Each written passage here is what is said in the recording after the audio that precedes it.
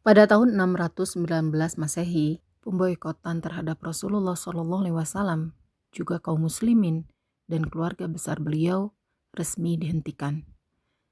Pada tahun ini juga terjadi peristiwa penting di tetangga mereka, yaitu di Yathrib atau Madinah.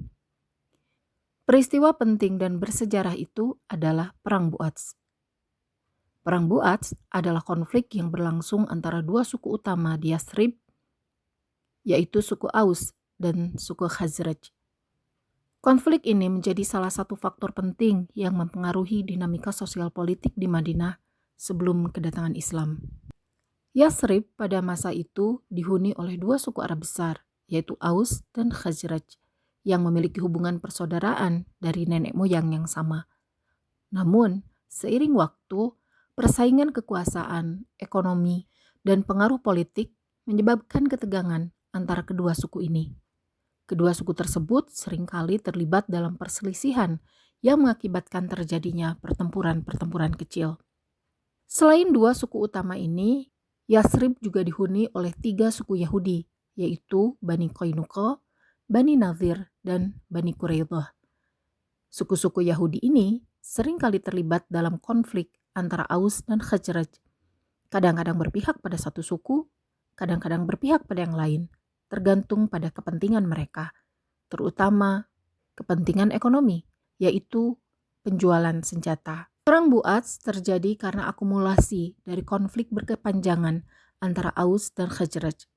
Ketegangan ini memuncak ketika dua pemimpin dari suku Aus, yaitu Al-Harith bin Auf, memutuskan untuk mempersenjatai diri dan melawan Khazraj.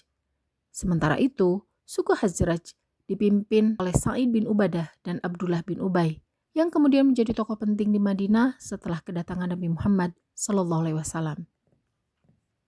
Konflik antara kedua suku ini tidak pernah padam hingga datangnya Islam, terutama dipengaruhi oleh persaingan suku-suku Yahudi di Madinah, yang melihat perang antara Aus dan Khazraj sebagai kesempatan untuk memperkuat posisi mereka dengan cara bersekutu dengan salah satu pihak. Perang Bu'ats berlangsung dengan pertempuran besar di sebuah tempat bernama Bu'ats yang terletak di dekat Madinah. Pertempuran ini sangat sengit dan menimbulkan banyak korban di kedua belah pihak.